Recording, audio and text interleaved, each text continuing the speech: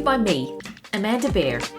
We'll talk about topics that you don't normally read about in marketing literature that tell you more about the what, but not the how of marketing in the real world. You'll hear great conversations with leaders and up-and-comers who intercept with marketing and have been testing and learning and paving the way every day. Visit futurefitmarketing.com.au for access to resources and past episodes. Marketing professionals have mostly found the job market a little easier these past couple of years with skilled labour shortages and businesses increasing their workforce to meet demand. It was a clear candidates market. But given significant layoffs, particularly in technology, and migration opening up, has the pendulum swung now back to employers? I wanted to uncover what's changed in the marketing recruitment landscape. What are businesses now looking for in candidates? What are they willing to offer? And how have roles and expectations evolved? And what's changed on the marketer's side? Are there different drivers for those entering in the market? And indeed, if the pendulum has swung the other way, how can marketers who are looking for work put their best foot forward and shine through the recruitment process? I speak to Ben Carnegie, an executive search and recruitment consultant who specialises in marketing. 15 years into his career in recruitment, Ben has recruited roles from marketing managers to CMOs, digital, CRM and brand marketing experts. Throughout his career, Ben has been known as an industry expert and a source of market knowledge. Ben develops relationships with candidates and clients with a view to long-term relationship building based on trust and mutual respect.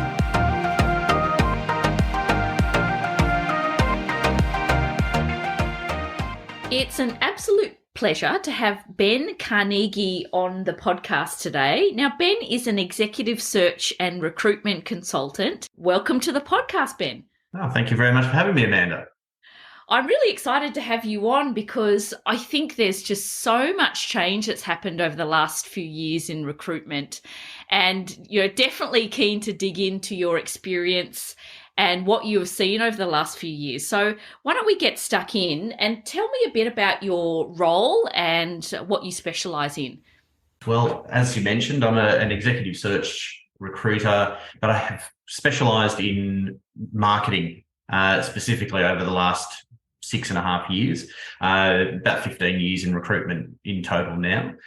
The areas of focus, basically for me, I look at any role within marketing specific to industries external to FMCG. It's probably one of the few areas I don't tend to work in. But anything outside of that, as I've said to many people over the years, in the last 6.5 years, I've worked on anything from concrete production to swimsuits and everything in between.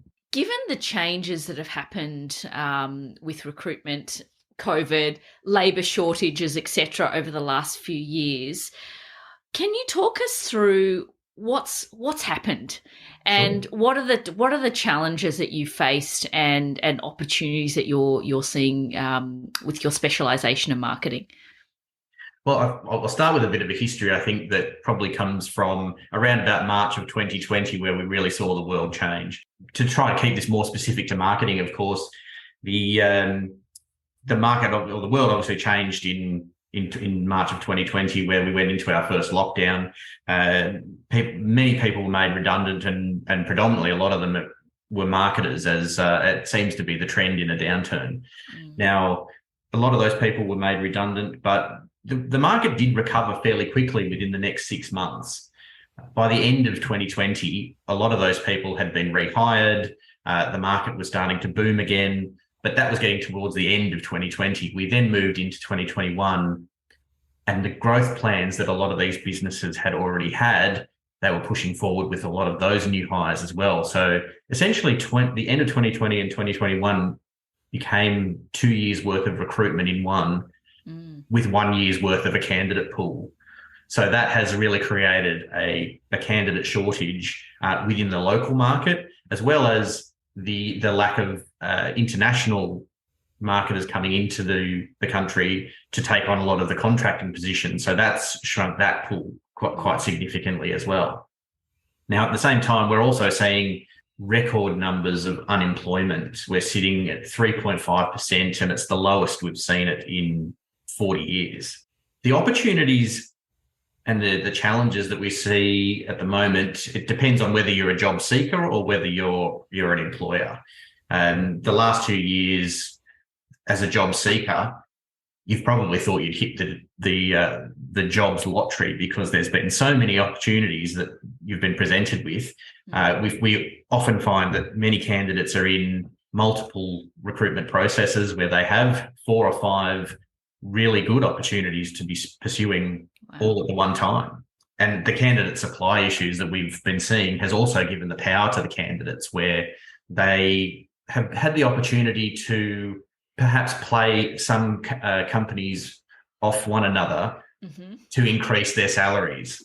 So great opportunity for people to do that in the short term. Now, the challenge that I think the job seekers are really going to face as the market returns to more of a balance between jobs and available candidates is that those people that have taken those elevated salaries during this time will probably find that they may still very well get the promotions that they're looking for in their natural career progression. Their titles will change, their responsibilities will increase, but where it may not seem like it adds up for them is the salary level, because they've already gone perhaps a level above where they had what they were actually hired for in terms of market value. As that comes up to market value again, they may not see an increase with their next move for quite some time. Looking at the employer side, though, the key challenges have really been around this candidate short market. Like I mentioned, the 2 years worth of recruitment in one has certainly been made a huge impact to the industry there as well. But also, everybody's always really busy. Everyone talks about this busy word that we've all got too much on our plates at the moment. So maintaining the momentum during a recruitment process can be tricky, because sometimes you might have a first interview 1 week, and then there might not be diary time to book in a second round of interviews for 2 weeks.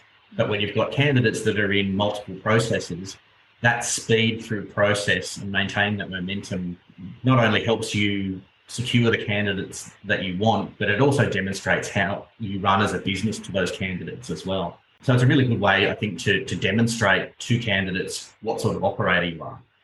The other thing I think that employers really face, there's a lot of talk about the Great Resignation, and it was a concept that was really discussed significantly through the media for quite some time there, and I think it really was blown up a lot more than whatever actually really happened. Speaking to quite a few of my colleagues, we've renamed it the Great Counteroffer.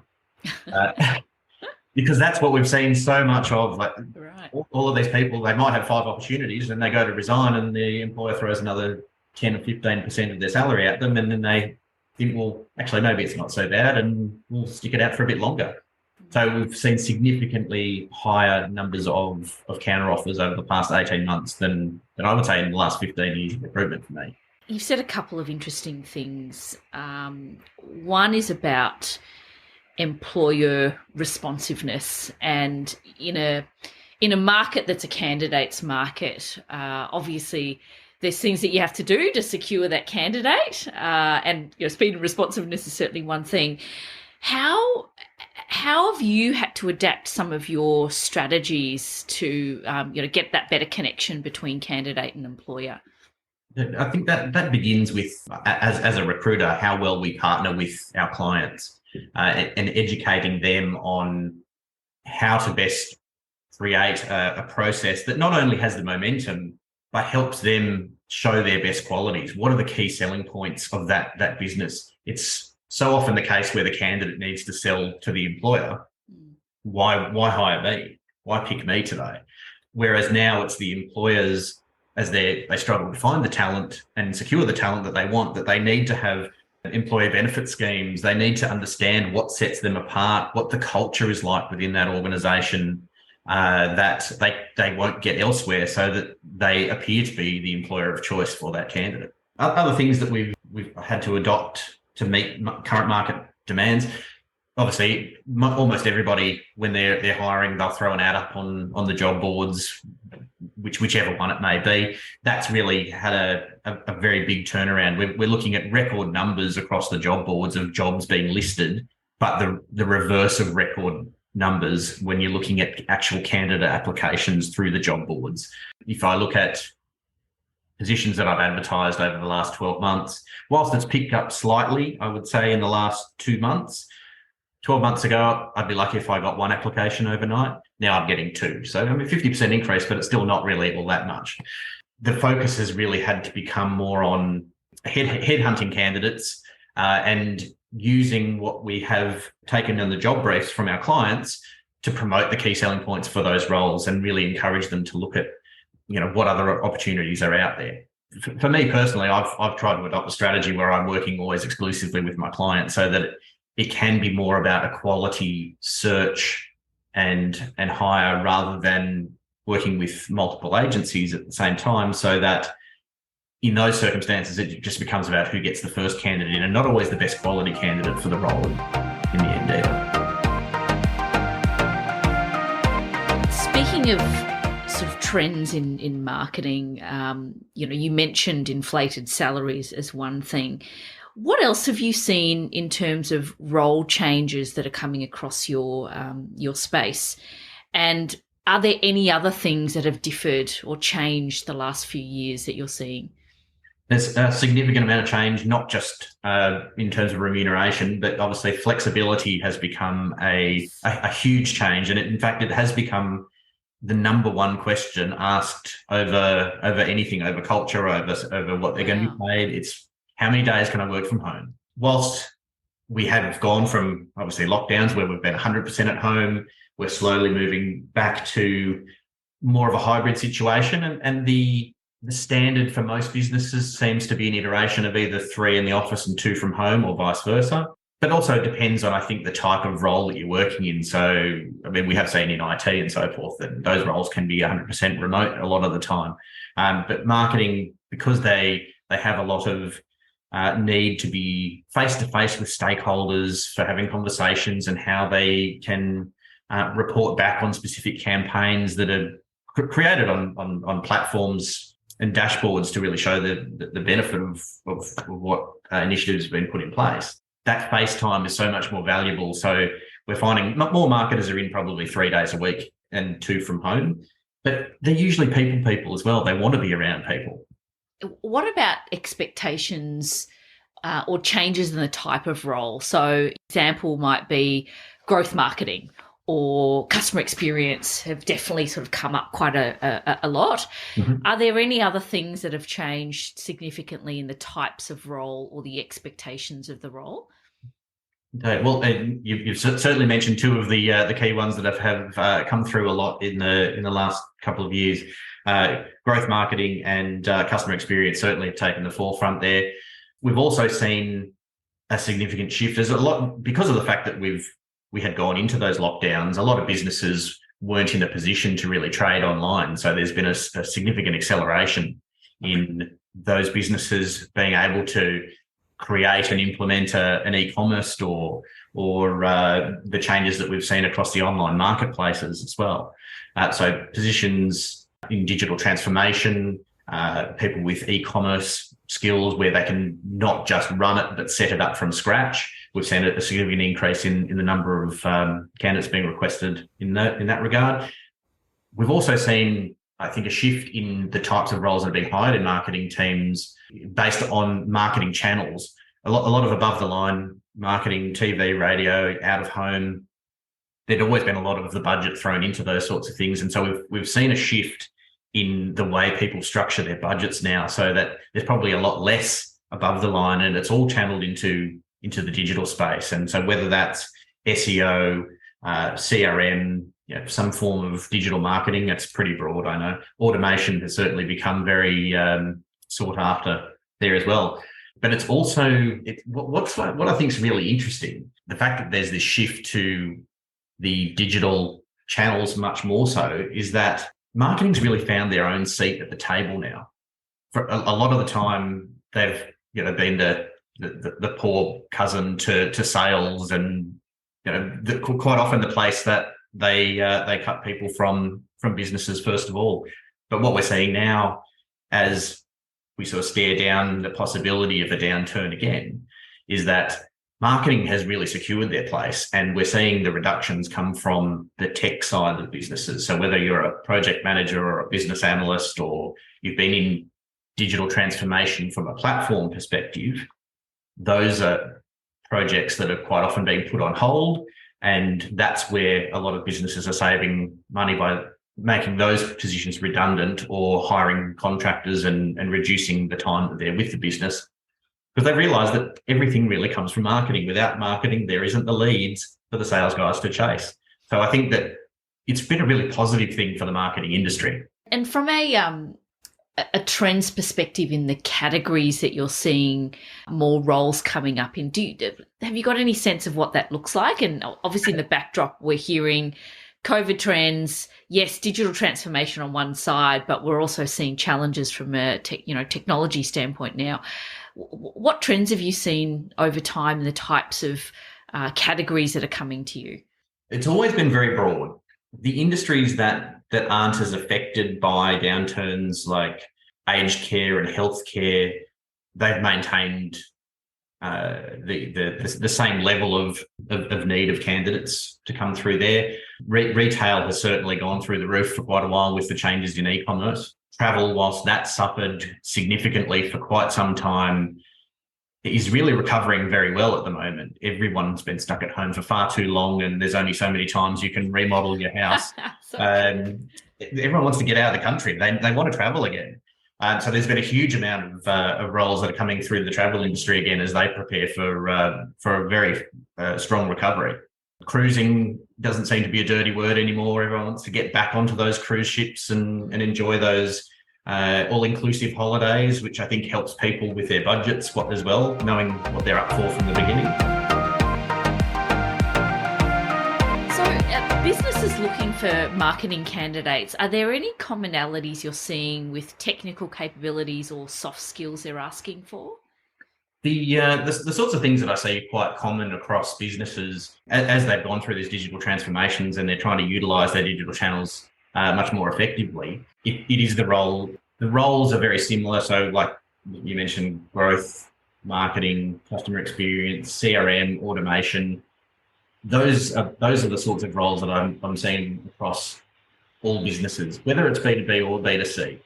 The other things that then come with that is whether candidates have specific experience with certain systems, whether it's Marketo or HubSpot, Salesforce, Adobe, Braze, whatever it might happen to be, they'll always be looking for specific experience with that type of software because it'll put them a lot further forward rather than having to train people that have got similar experience but not perhaps the same systems. I think it has always been the case within marketing in particular is more about how candidates communicate with both internal and external stakeholders. How well a candidate can influence, lead, guide, brief, if we're talking about agencies, those sort of soft skills are what people are really looking for. And how well that candidates during an interview can really articulate what they've done in the past so that a future employer can visualise what that candidate can then do for them in their business. I mean, marketers are storytellers at the end of the day, but they're not always very good storytellers of their own niche. It's always about the products that they represent. So true. Just following on from that then, in terms of the recruitment process that you're seeing and that expression of being able to articulate your great examples, your past work, etc., is it very common now that they would go through a testing process, presenting case studies? What's the most common process these days? Obviously, it's very personal to each individual business. If we were to put a generalisation to interview processes, quite often we'll see 2 rounds of interviews.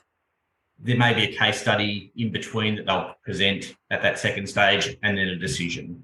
We're finding that processes that have more stages than 2 interviews and a case study are probably losing out because of the length of process that they have, where if a company can move swiftly and make a decision, they'll be more likely to snap that candidate up. I mean, if you look at the likes of, I won't mention company names, of course, but very big international e-commerce businesses. I have heard of interview processes that can be 8, 9, 10 stages long, take 6 months, and there's still only one winner for that job, and a lot of people that put a lot of time and effort into that. And I think that's where I come back to educating our clients around how to structure a swift process. I think generally you get a very good sense of a person with 2 meetings. And look, quite often the first meeting will be via some sort of video chat, whether it's Teams or Zoom or whatever it may be, so that you can get a sense as to what the person's like. You can see whether or not you're going to get on well together. And then if they're feeling confident with that person, case study, and then they'll meet face-to-face, because I think that face-to-face element is still really important during the process, so that you get a good feel for each other, and you get to see the environment that you'll be working in on those 2 or 3 days a week you'll be in the office. Speaking of the candidate side then, what changes are you seeing in terms of their expectations? So we talked about REM being one thing. Are they looking for more sort of purpose-led organisations? You know, how critical is culture these days? What changes have you seen? No. Well, apart from the request for flexibility, corporate social responsibility is a big thing that a lot of businesses are adopting, but the candidates are asking about what the CSR is for the organisation, so they feel they can feel more connected to the business. So whether it's a day to do good, obviously Pride Week, most recently, a lot of businesses have jumped on board with that, and that's been really important to a lot of people, employees of businesses there. Have you got, with the recruitment process that you talked about now, have you got any great tips for marketers looking to change jobs and preparing for that process? Yes, absolutely. A big part of what we do is help candidates prepare themselves for those interviews, because at the end of the day, when we're presenting a short list of candidates to a client, we want to make sure they're putting their best foot forward, and we're not wasting anybody's time, of course, as well. So to do a lot of interview prep with those candidates to make sure they're presenting their best examples and in a succinct way that the future employers can get a clear picture of what they've set out to achieve, what their thought processes were on how to achieve those goals, and always bringing that back around to how they measure the success of the initiatives they've put into place. And if you've got somebody that you're interviewing that's got a clearly defined story of a goal, how they did it, how they measured it, what they may do differently to improve it the next time around, as opposed to somebody who's making up a story on the spot, you're clearly going to see who's the 10 out of 10 and who's the 8 out of 10, and ultimately who they're going to hire. And finally, because this podcast is all about being future fit, and obviously your recruitment and marketing, you've got to keep up with some know-how. What are some of the tools and resources that you access to keep future fit? Well, obviously, networking, I think, is a really important thing, making sure that we're constantly staying in touch with the people that are actually doing the job, and not just CMOs and so forth, but the people that have partial responsibility for strategic input, but still a lot of the executional sort of work there as well. And how I try to make sure I stay on top of things, just before we did the podcast today, I was on a digital marketing course myself, making sure that I'm up to speed with all the changes that do happen so quickly within the space. Digital marketing algorithms can change overnight, and I constantly hear that it's a frustration from many marketers, because they head down one path and then all of a sudden Google changes something. But the more I can stay on top of that through my own education, not that I'm planning on becoming a digital marketer myself, but it certainly helps me determine who really knows what they're talking about if I can speak the same language. Amazing. Thank you so much for your time, Ben. Appreciate your advice and insights. Take care. No problems. Thank you very much for the opportunity. It's been great speaking with you. If you've enjoyed what you've heard, share this podcast series with someone else, and thanks for paying it forward.